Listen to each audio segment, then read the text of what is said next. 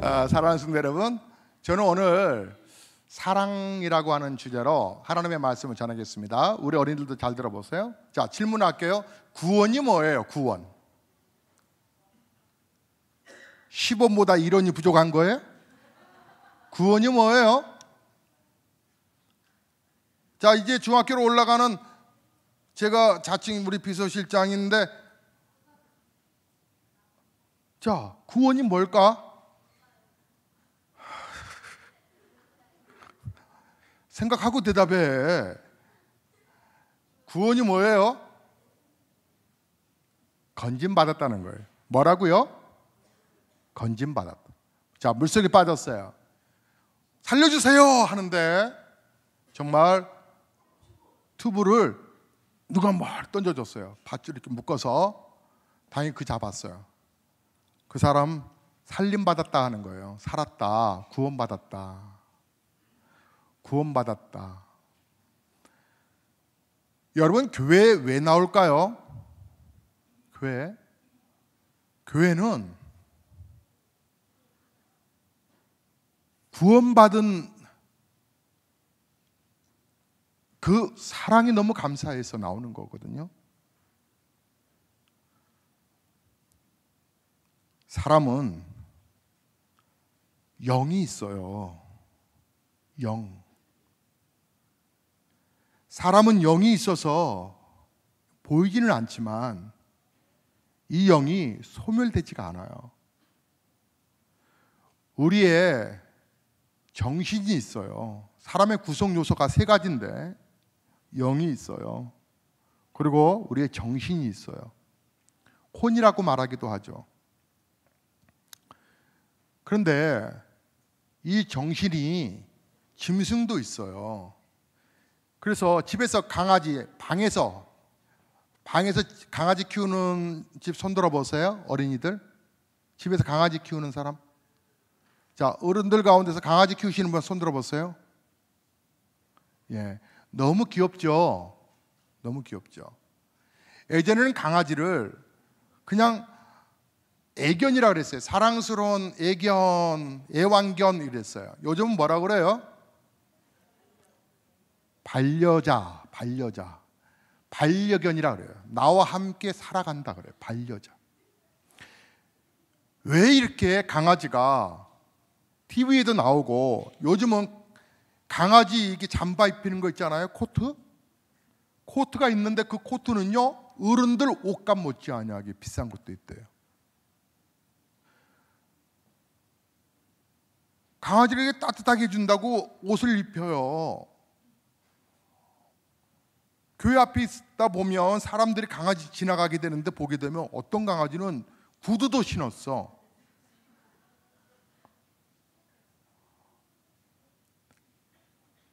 강아지를 이렇게 소중하게 여기는 것은 강아지가 주인을 보고 꼬리도 흔들고 막, 그래서 주인이 앉아. 그러면 잠깐 빵 하면 총 맞았다고 쓰러져. 뒤집어. 또 하이파이브 그러면 강아지가 앞 두 발 딱 들고 착. 아, 그런 강아지 아니에요? 그럼 뭐하러 강아지 키워? 아, 잡아먹으려고? 목사님은 제일 못 먹는 것 중에 하나가 보신탕에. 강아지가요, 사람을 너무 행복하게 해주는 거예요. 그래서 정말 반려자와 같아요. 그래서 반려견이라고 그래요. 하지만 강아지는 정신이 있어서 주인을 알아보고 또 표현을 할 줄 알지만 영이 없어요. 영이. 몸이 있어요. 몸은 생명체를, 나무, 식물들 보면 생명이 있어서 열매를 맺지요. 그러나 그 나무는 생각이 없어요. 정신이 없다고요. 그래서 나무끼리 얘기하지 않아요. 바람에 흔들리는 것뿐이에요. 그러나 짐승은 생각이 있어요. 정신이 있다고요. 그런데 영은 없어요. 짐승은 죽으면 끝이에요. 그런데 이 짐승이 너무 안타까워서 김포에 가면 동물 화장시키는 벽제 화장터처럼 화장터가 있는데 거기다 수십만 원 주고, 그리고 그 납골 해가지고 이렇게 이거보다 조금 큰 납골 안에 담아가지고 강아지 납골당에다 모시고 또 불교 흉내 그대로 내가지고 49제도 지내고 별짓을 다 한대요. 개는, 고양이는, 짐승은 죽으면 끝나요. 그런데 사람만은 영이 있어서 이 영은 하나님이 생기를 불어 넣었기 때문에 이 영은 딱 두 가지로 사람이 죽으면 영이 빠져나오는 거예요. 영이 빠져서 둘 중에 한 군데를 가요. 어디냐면, 그래서 민감한, 영적으로 민감한 사람, 무당들은 구천을 떠돈다 그래. 부모의 죽은 귀신이 구천을 떠돈다. 그래서 고사를 지내고 구슬을 해야 돼. 그래야 자손들이 잘 된다. 근데 그 말이 다 틀린 거 아니에요. 그래서 죽은 조상의 목소리를 내 하면서 귀신 소리를 다 내는 거야. 왜? 영이 있기 때문에. 그런데 정확하게 아는 게 아니에요, 무당이. 이 영이, 예수 믿는 사람은 천당으로 가고 이 영이 구천을 떠도는 게 아니라 지옥에 떨어지는 거예요. 지옥에. 교회를 왜 오느냐? 여러분, 하나님 나라 가시라고, 천당 가야 된다고. 그래서 아이들 붙들고 기도해주고 간식 주고 축복하고, 군대 간 녀석들 휴가 나오면 어떻게든 간에 조그만 용돈이지만 용돈 주면서 격려하면서 너 교회 제대로 가고 있냐 자꾸 물어보고, 그 구원이 없다면 우리나라에 왜 130년 전에 지금의 저 아프리카보다 정말 더 못 살던 나라인데 그 나라 와가지고 그 불결하고 정말 모든 이질 수많은 병에 자식들 다 죽여가면서도 왜 복음을 전하려고, 왜 구원받아야 되냐고 왜 얘기를 했겠냐고요. 천당과 지옥이 없으면 뭐하러 얘기를 하겠냐고. 여러분, 근데 안타까운 것은 구원받았다면 구원받은 증거가 있어야 되잖아요. 왜 몸이 아플 때 약을 먹어요? 약을 먹으면 몸에 효과가 있기 때문에 그러잖아요. 회복되는 거. 왜 보약을 먹어요? 왜 건강식을 먹어요? 그걸 먹으면 면역력이 생기고 몸이 건강해지니까 먹잖아요. 그런데 왜 우리는 예수를 믿는데 변화가 없지요? 생각해봐요. 왜 우리는 예수를 믿는데 변화가 없을까? 변화되지 않는 삶은 온전한 구원일까? 여러분, 오늘 본문의 1절을 보시면 그러므로 사랑을 받는 자녀같이 너희는 하나님을 본받는 자가 되고 이렇게 말을 했어요. 자녀는 부모님을 닮지요. 저희의 그 아들 둘과 딸 하나가요, 어쩜 그렇게 저와 아내를 닮았는지 모르겠어요. 여러분, 어른들 공감하시지요? 그래서 애가 막 그냥 속썩이고 말을 안 듣고 자꾸 그러면 엄마가 그러잖아요. 너는 왜 아빠 닮았니? 응? 그리고 또 아빠는 그 말 듣고 열받아갖고 아니야, 당신 닮아서 그래. 닮았다는 거예요. 뭘 닮았던지 간에 부모를 닮은 거예요, 자식은. 여러분, 하나님의 자녀는 하나님 닮는 게 당연하죠. 하나님을 본받는 자가 되고 말씀하잖아요. 예수를 믿으면 구원받는다. 그거 옳은 말이고 당연한 말이고 확신의 말이에요. 그러나 이 말이 엉망으로 살아도 된다라고 하는 말이 아니에요. 예수를 믿고도 변함이 없으면 예수 제대로 믿는 거 아니에요. 예수님을 믿는다라고 하는 것은 예수님께서 우리 마음에 오셨다는 거예요.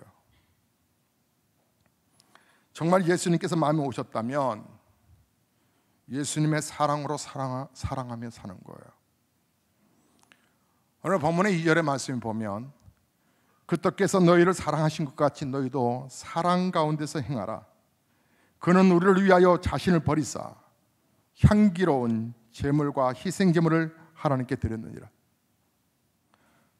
정말 예수를 믿고도 변화가 없다면, 정말 예수를 믿고도 왜 예수를 믿는지 모르고 교회 다닌다면 이처럼 슬픈 게 어딨냐고요. 예수를 믿고도 변화가 없다면 정말 진정한 그리스도인이 아니에요. 5절 말씀에 너희도 정녕 이것을 알거니와 음행하는 자나 더러운 자나 탐하는 자 곧 우상 숭배자는 다 그리스도와 하나님 나라에서 기업을 얻지 못하나니 즉 천당 못 가나니 그 말이에요. 교회 다닌다는 것이 구원의 보증일까요? 아니에요. 요한일서 3장 9절과 10절 말씀에 하나님께로부터 난 자마다 죄를 짓지 아니하나니 이는 하나님의 씨가 그의 속에 거함이요 그도 범죄하지 못하는 것은 하나님께로부터 났음이라. 이러므로 하나님의 자녀들과 마귀들의 자녀들이 드러나나니 무릇 의를 행하지 아니하는 자나 또는 그 형제를 사랑하지 아니하는 자는 하나님께 속하지 아니하였느니라. 거룩하고 정말 사랑해야 구원받은 자요 진정한 거듭난 자라고 하는 거예요. 여러분 6절에 누구든지 헛된 말로 너희를 속이지 못하게 하라 하였는데 삶이 변화되지 않도록 예수를 믿으면 구원받는데도 문제가 없다고 가르치는 거 헛된 속임수라 이 말이에요.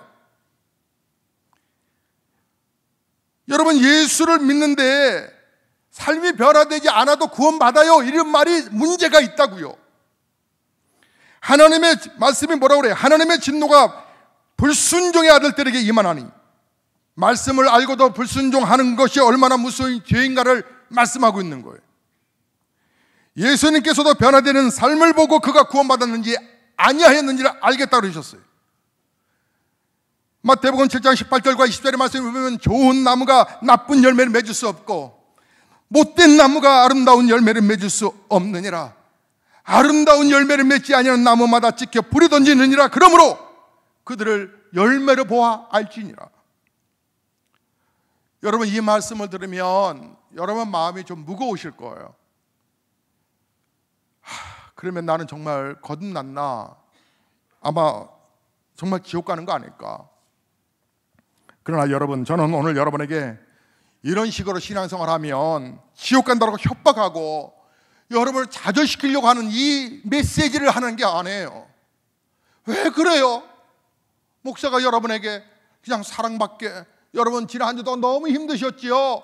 여러분 주님의 위로를 받으세요 이렇게 얘기하면 되지 왜 여러분을 이렇게 마음 무겁게 하려고 이 얘기를 하는 것일까? 아니에요. 그 뜻이 오히려 진정한 복음을 알려드리려고 하는 거예요. 우리 어린이들도 왜 예배 시간 똑바로, 학생들도 왜 똑바로 드려야 되느냐고 가르치냐면 이게 생명이기 때문에 그래요. 생명이기 때문에. 여러분 많은 교인들이 복음을 알려 하기보다 적당히 살려고 그래요. 적당히 믿고 싶어 해요. 적당히. 그래서 요즘은 가난한 성도들이 많대잖아요. 가난은 거꾸로 하면 안 나가. 예수를 인정하고 싶은데 교회는 안 나가겠다는 거예요. 가난한 신자들이 많대요. 저는 우리 교회가 정말 조금의 성도가 남아 있어도 예수의 생명력을 정말 온전히 전하고 싶어요. 세례 받았으니까, 교회 다니니까, 그래서 가끔이지만 11조 드리니까, 예수 믿으면 죄사함 받는다고 하니까 구원 받았지, 믿으면 된다고 했잖아. 그러나 그런 어설픈 신앙생활 하는 것보다 더 힘들고 어설픈 신앙이 더 위험하다고 하는 것을 왜 여러분 인식하지 못하세요?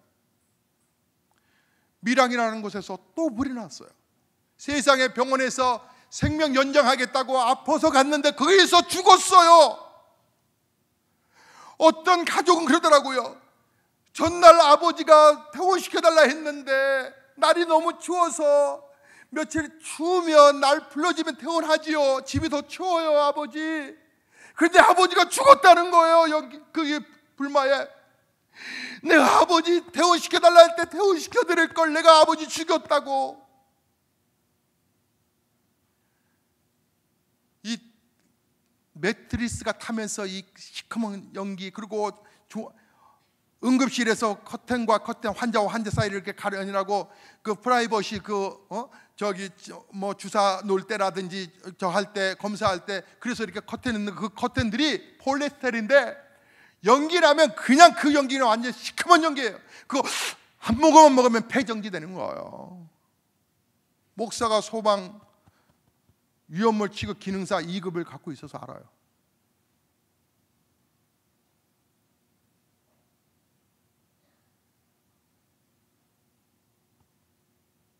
한 모금 먹으면 죽는 줄 모르고 닥터도 환자 구하겠다고 들어갔다가 그 시커먼 연기 속에 하다가 쓰러져서 의사도 죽고 간호사도 죽고 조무사도 죽고.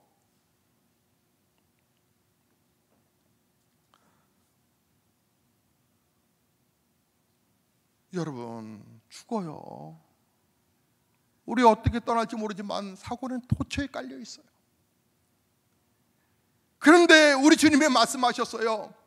주여 주여 하는 자마다 다 천국에 들어갈 것이 아니다라고. 주님 앞에 섰을 때 내가 도무지 너희를 알지 못하느니 이 불법을 행하는 자들아, 내게서 떠나가라. 그렇게 말하면 어떡하냐고요. 제가 섬기던 여러분들이 건강하게 오래 장수하기를 바라지만 하나님의 생명 오늘 밤에라도 보내신다면 여러분들이 하나님 앞에 갔을 때에 어쩌냐고요.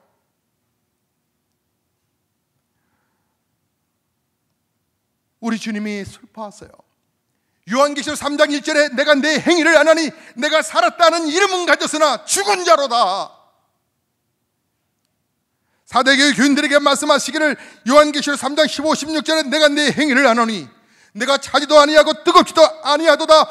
내가 차든지 뜨겁든지 하기를 원하노라. 내가 이같이 미지근하여 뜨겁지도 아니하고 차지도 아니하니 내 입에서 너를 토하여 내칠라. 라오디게아 교인들에게 하신 말씀이에요. 즉 우리들에게 하신 말씀드리려고요. 진정한 복음은 예수 그리스도 안에서 예수님을 믿으면 삶이 변화되는 거예요. 그런데 왜 우리가 죄를 버리지 못할까? 왜 용서하지 못하고, 왜 사랑하지 못하고, 교회 안에서도 나는 저 사람 정말 싫다라고 말하고, 나는 저 집사람이 정말 버겁다라고 말하고. 사실 솔직하게 얘기하면 목사도 그래요. 정말 저 성도를 사랑하는데 한계가 있다. 쟤는 왜 이렇게 안 바뀌냐? 쟤는 왜 이렇게 안 바뀌어? 생각이 있는 애야. 저 어린이는, 저 학생은 정말 생각이 있냐고. 도대체 얘는 왜 교회 다니는 거야? 도대체 교회 왜 나오는 거야? 왜 나오는 이유와 목적을 알아야 될 거 아니야. 언제 처리될까? 그런데 여러분, 왜 이렇게 우리가 죄를 벗어버리지 못하고 용서하지 못하고 사랑하지 못하는 것일까? 그렇게 살다가 죽는 거니까 라고 생각하니까, 죽을 때까지 갈등하며 사는 것이 그런 거 아닐까? 예배 들을 때마다 주님 제가 죄를 범했어요 용서해 주세요 라고 회개 기도하고 그렇게 사는 것이 아닐까라고 생각하고 있기 때문에. 아니죠. 거룩하지 못하고 사랑하지 못한다면 지옥 간다라고 것을 생각하지 않는 거죠. 심각하게 생각하지 않지요. 그래서 교회 안에서도 싸움이 생기는 이유는 싸움과 비판을 당연하게 그럴 수 있는 거야 라고 생각하고 받아들이기 때문에 그런 거죠. 성경에 분명히 예수님을 믿으면 거듭난다고 했는데도 교회 다니는 것을 거듭난 것으로, 그냥 교회 다니니까 난 거듭났을 거야 라고 생각하는 거예요. 여러분, 가족들도 여러분을 인정하지 않는데 당신 진짜 크리스찬이야? 라고 얘기하고 있는데도 나는 착각하고 있죠. 여러분, 1절에서 우리가 하나님의 사랑을 받아서 하나님을 본받는 자가 되었다고 말씀하실 때에 우리의 삶의 변화가 어떻게 일어나는지에 대해서 정확하게 우리가 알아야 한다고 인식시켜주고 계십니다. 예수 믿고 구원받았으니까 거룩하게 살도록, 사랑하며 살도록 노력하는 것이 아니라, 잘 들었어요? 우리 어린이들 잘 들었어요? 학생들 잘 들었어요? 우리가 예수를 믿고 구원받았으니 거룩하게 살도록, 사랑하며 살도록 노력해야 되는 것이 아니라, 예수를 믿었으니 거룩한 자가 되고 사랑하는 자가 된다는 거예요. 이게 무슨 말이냐고요? 저절로 된다는 얘기예요. 이것도 무슨 말이냐고요? 저는 저절로 안 되던데요? 날마다 괴롭던데요? 1절에서 어느 자녀나 부모를 닮듯이, 하나님의 자녀는 하나님을 닮아야 한다고 했는데, 자녀가 부모 닮으려고 애를 쓰나요? 부모의 습관 하려고 애를 쓰나요? 물론 예외는 있더라고요. 저는 조한순 목사가 워낙 책을 좋아해서 책을 많이 읽기 때문에 우리 아이들이 책을 엄청나게 좋아할 줄 알았어요. 그런데 두 놈만 책을 보더라고요. 그것도 바둑판, 바둑책. 책은 책이니까. 여러분, 자녀가 부모 닮으려고 노력하는 거 보셨어요? 저절로 닮아지는 거 아닌가요? 습관과 버릇까지도 같지요? 저의 걸음걸이는 큰애가 저의 큰애의 걷는 걸음을 보면서 누가 그래 지었다면서요? 제 목사님 아들 아니냐고. 너무 닮았어요. 여러분, 자녀가 부모 닮는 거 당연하고요. 저절로 닮아져 가는 거. 다른 집 아이가 나를 닮도록 노력하면 우리가 낳은 아이가 될까요? 아니에요. 많은 교인들이 거룩한 삶을 살고 사랑하며 살기가 어렵다고 말해요. 목사님, 주님을 닮아가라니요, 그게 얼마나 어려운 일인데요, 이렇게 말씀들을 하세요. 그 이유는 거룩하게 살고 사랑하며 살기가 어려워서가 아니라 예수님께서 그에게 삶의 주인이 아니시기 때문에 그런 거예요. 솔직해지자고요. 우리의 삶을 사는 것은 하나님께서 이미 다 이루어 주셨어요. 예수님께서 거룩하지 못한 우리 자신을 옛사람과 함께 십자가에 죽으셨고 성령님으로 우리 마음에 오셔서 하나님의 뜻대로 살게 하신 거예요. 로마서 6장 3절에 그 또 예수와 합하여 세례를 받은 우리는 그의 죽으심과 합하여 세례를 받은 줄을 알지 못하느냐? 그러므로 그의 죽으심과 합하여 세례를 받음으로 그와 함께 장사되었나니 이는 아버지의 영광으로 말미암아 그리스도를 죽은 자 가운데서 살리신 것 같이 우리로 또한 새 생명 가운데 행하게 하려 하심이라. 거룩함과 사랑의 삶의 변화는 정말 내가 갈라디아서 2장 20절 고백처럼 내가 죽고 내 안에서 그리스도께서 다시 사신 것이라고, 나는 죽고 예수로 십자가로 사는 능력으로 이어지는 것이라고, 예수님께서 나는 포도나무요 너희는 가지라고 말씀하시면서 열매는 우리의 노력으로 맺어지는 것이 아니라 가지가 예수님께 원가지 나무에 붙어 있으면 열매는 자동적으로 맺는 것이다. 너희가 삶의 열매를 맺기를 원하면 예수님께 바짝 붙어 있어라. 그렇다면 우리의 삶에 변화가 없다고 하는 것은 우리가 예수님께 딱 접붙임 바 되지 못했다는 거 아니겠어요? 그게 어렵다고요? 아니에요. 우리가 할 일은 그분에게서 떨어졌을까 봐 걱정하는 거지, 붙어 있으면 되는데 붙어 있는 걸 우리 스스로가 안 하려고 하는 이유가 있어요. 그것은 내 마음대로 살고 싶어서 그런 거예요. 예수를 믿어도 내 마음대로 살고 싶어서.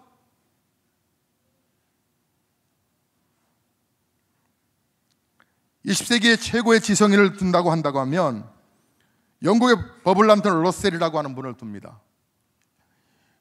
버블란튼 이 러셀이라고 하는 교수가 쓴 책 가운데서 나는 왜 기독교인이 아닌가 라고 하는 책을 썼어요. 나는 왜 기독교인이 아닌가. 책의 내용 가운데서 이런 내용들이 나옵니다. 예수를 믿을 때에 예수의 도덕률, 따라가야 될 거, 도덕률은 너무 높아서 나는 도저히 감당 못하겠다. 그래서 나는 아예 처음부터 예수쟁이가 되지 않았다. 당시 영국 교회의 영적 상태를 잘 보여주고 있는, 아주 말씀대로 살지 못하면서 자신들은 구원받았다고 하는 떠들어대는 저 크리스찬들을 향하여서 아주 비꼬은 얘기예요. 이것은 버블란드 러셀 이 교수도 교인들도 십자가의 복음을 몰라서 그런 거예요. 제대로 몰라서. 국민일보 삶의 창가라고 하는 컬럼에서 실린 내용의 일부분을 읽어드릴게요. 이런 내용입니다. 나는 서울대학병원 특실에 입원하신 연세 높은 어른께 문병을 갔었는데 그는 외교관 출신으로 신사 중에 신사였고 점잖고 애절 깍듯한 분이셨답니다. 그런데 병실에 들어서자마자 그분의 부인이 황급히 나를 구석으로 데려가더니 목사님, 미리 말씀드릴 일이 있는데 대사님께서 쌍욕을 하시더라도 놀라시지 마시고 양해해달라고 했습니다. 상대가 그는 누구이든 간에 사람을 보면 덮어놓고 욕부터 한다는 것입니다. 60평생 욕이라고는 단 한마디도 안 했을 뿐만 아니라 남이 욕하는 것을 보는 것조차도 질색했던 분이 치맥기가 오자 입에 담기도 민망한 욕을 하신다는 것입니다. 남 부끄러워 죄송해 죽겠다고 부인이 탄식을 했습니다.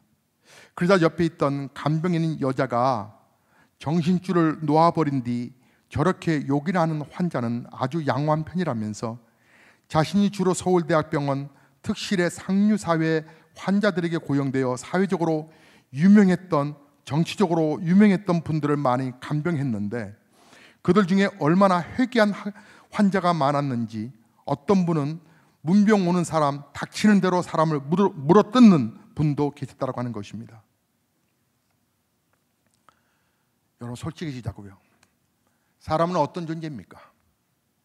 마구 욕해주고 싶고 마구 물어뜯어주고 싶고 그런 욕구가 그렇게 강렬하게 무의식 속에 잠재되어 있는 것을 평생 억누르며 사는 존재들 아닙니까?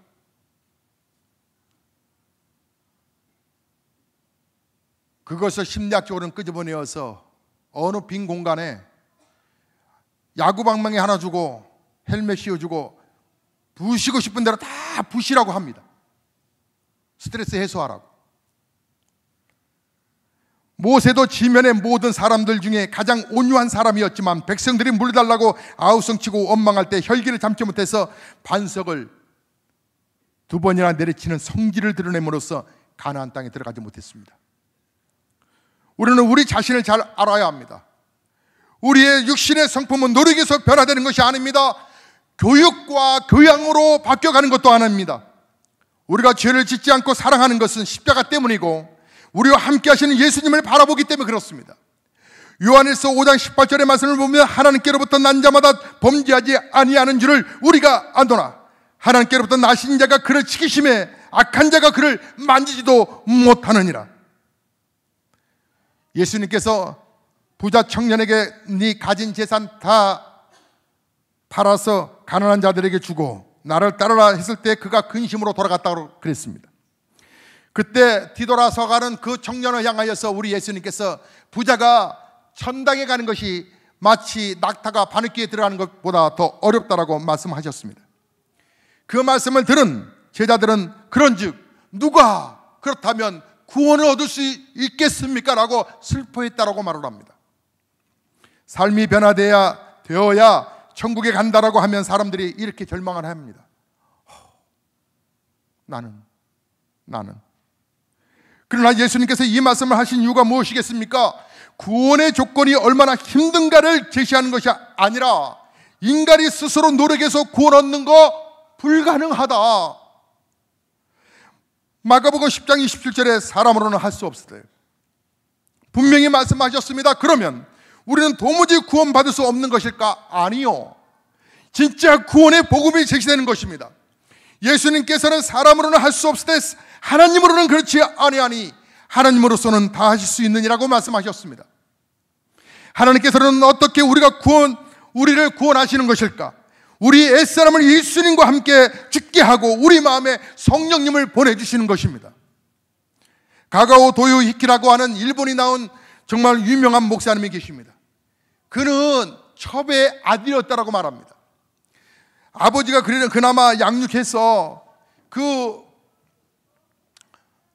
아버지 그 집안에서 자라났지만 그러나 기생첩의 아들이라고 그래서 그 배다른 형제들 가운데서도 욕을 많이 얻어먹고 살아왔습니다.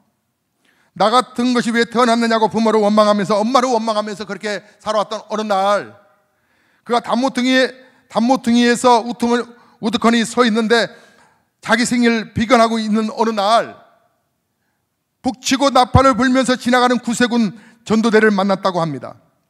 저들이 전도하면서 이렇게 외쳤답니다. 하나님은 누구든지 사랑하십니다. 그래서 예수님 보내셨습니다. 그 예수님 믿으면 구원받을 뿐만 아니라 하나님의 사랑을 받을 수 있습니다라고 하는 그 메시지를 듣고서 그가 가까이 다가가서 전도대들에게 물었답니다. 기생 아들도 첩의 아들도 사랑하시나요? 그때 전도자가 말하기를, 그럼요, 아무라도 우리 하나님은 사랑하시지요. 그리고 하나님이 기다리십니다. 그는 이 메시지 앞에 울면서 그리스도를 영접하게 되었고 그 사람의 인생이 변화되었다라고 말을 합니다. 자신의 노력이 아닙니다. 오직 십자가의 복음과 성령으로 변화된 것입니다. 하나님께서 친히 예수님과 우리가 하나 되도록 하셨습니다. 십자가에 이루셨지요. 십자가에서 예수님께서 죽으실 때도 우리와 함께 죽었고 부활하실 때도 우리와 함께 부활하셨고, 이것이 십자가의 복음의 능력인 것입니다. 주님이 나사로의 무덤 앞에서 나사로야 나오너라 이렇게 소리치셨습니다. 그때 아마 여러분이 그 옆에 계셨다면 여러분이 이렇게 자문하지 않으셨나요? 아니, 예수님 죽은 사람이에요. 소리를 못 듣는다고요. 죽은 사람이 어떻게 살아날 수 있겠어요? 주님 너무 깝깝해요. 이렇게 말할지 모르시겠죠. 근데 우리 예수님은 개의치 아니하시고 나사로야 나오너라 하니 나사로가 배의 동인처럼 둥둥둥둥 나왔다라고 말을 합니다. 오늘 우리 모두가 죽어버린 영혼이고 우리 모두가 과거의 죄로 인하여 죽었던 영혼들인데 하나님의 복음이 우리에게 들려와 사랑하는 영혼아 일어나라, 사랑하는 영혼아 나와라. 이 말씀이 오늘도 살아 역사하시기 때문에 과거에 우리의 마음대로 살아왔던 우리의 인생이 변화되어 이처럼 하나님의 자녀가 되는 놀라운 축복을 주셨다는 사실을 여러분 아시나요? 이 하나님의 사랑이 지금도 유통되고 있습니다. 허물로 죽은 우리를 그리스도와 함께 살리셨고 너희는 은혜로 구원받은 것이라고. 이 기적이 오늘 우리의 심령에 이루어진 것입니다. 그래서 우리 아이들에게 묻는 것입니다. 우리 학생들에게 묻는 것입니다. 예배 똑바로 들었니? 생명을 공급받는 시간이기 때문에 그렇습니다. 지금도 십자가의 복음과 성령의 역사로 죽은 자들이 다시 살아나는 것이 하나님의 계획하심입니다. 어느 목사님께서 자신에게 정말 솔직하게 물었답니다. 너는 정말 행복하냐? 너는 죽어도 후회가 없냐? 그때 그 목사님의 고백이 솔직히 말해서 너무 후회가 될 것 같습니다. 지금 죽으면. 솔직히 말하면 행복하지 않습니다. 왜 그런가 그 목사님이 깊이 생각해 봤답니다. 그 이유는 목회에 바쁘다고 하는 이유 때문에 예수님과의 관계가 소홀했다는 것을 알았습니다. 예수님과의 관계가 깊어지면 저절로 열매가 맺어져 가는 것처럼 내 안에서 하나님의 사랑이 멈출 수가 없습니다. 저는 제 나이 이제 50대 중반에 넘어섰습니다. 이제 60대 70대가 되면 어떤 목사가 될까? 말이 많은 고집쟁이가 혹시 되지는 않을까? 목사의 권위주의로 나아가는 것은 아닐까? 시대착오적인 생각에 빠져서 사람들을 힘들게 하지는 않을까? 심약해지지는 않을까? 신명기 34장 7절에서 120세 된 모세를 향하여 눈이 흐리지 아니하였고 기력이 쇠하지 아니하였다고 그랬습니다. 여호수아서 14장 11절과 12절의 말씀을 보면 85세 된 갈렙은 오늘도 내가 강건하니 여전히 강건하니 내 힘이 그때나 지금이나 같아서 싸움이나 출입에 감당할 수 있으니 그날에 여호와께서 말씀하신 대로 이 산지를 내게 주십시오. 주님, 그렇게 믿음의 사람들은 고백했는데 제가 나이 들면 어떻게 될까요? 그때 주님은 간단하게 말씀하셨습니다. 우리가 지난 한 달 동안에 새벽마다 시편 119편의 말씀을 공부했습니다. 그 말씀 176절 가운데 그 가운데 34절, 35절, 36절, 37절의 말씀이 목사의 가슴을 울렸습니다. 쉽게 번역하면 이런 내용입니다. 내가 주님의 계명들을 가르치는 길을 걷게 해 주십시오. 내가 기쁨을 누릴 이 길은 이 길 뿐입니다. 내 마음이 주님의 증거에만 몰두하게 해주시고 내 마음이 탐욕으로 치닫지 않게 해주십시오. 내 눈이 헛된 것을 보지 않게 해주시고 주님의 길을 활기차게 걷게 해 주십시오. 김중원 목사님이 쓰신 책들이 여러 권이 있었습니다. 김중원 목사님이 우리 교회 오셔서 설교도 하셨었는데, 그분의 책을 젊었을 때 읽을 때는 별 그렇게 공감을 이루지 못했었습니다. 그러나 지금은 목사님의 심정을 알 것 같습니다. 그분이 쓴 내용 가운데, 컬럼 가운데 이런 내용이 있습니다. 나는 내 무의식과 꿈속에서 예수의 의식화가 된 골수 예수쟁이가 되고 싶다. 나는 성몽이나 식몽, 객꿈 같은 꿈을 꾸기도 하지만 내 많은 꿈 속에 예수가 있고 40일 금식 기도할 때도 밥 먹는 꿈보다 예수 꿈을 더 많이 꾸었다. 일생에 2번 의식이 죽었다 깨어난 경험이 있는데 그때도 나는 예수의 의식 속에 깨어났으며 나의 언어의 대부분이 예수를 설교했고, 내가 쓴 수천 통의 편지와 길 가며 쓰고 밥 먹다 쓰고 자다 일어나 쓰는 글도 예수이며, 내 딸들을 위해 써놓은 한 줄 유서도 예수님을 사랑하라는 것이며, 내 묘비병도 예수일 것이다.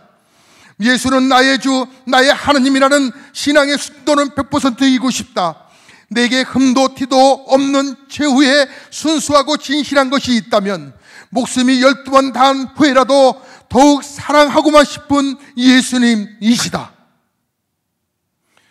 예수님만 바라보며 사는 것이 더 답답하게 보여도 매일 큐티를 하며 그 말씀을 묵상하는 것, 또 하나님의 말씀을 읽는 것이 답답하게 보여도 예수님의 생각을 알고 예수님의 마음을 품고 예수님의 빛을 드러내는 길이 이거 말고 또 다른 길이 있을까요?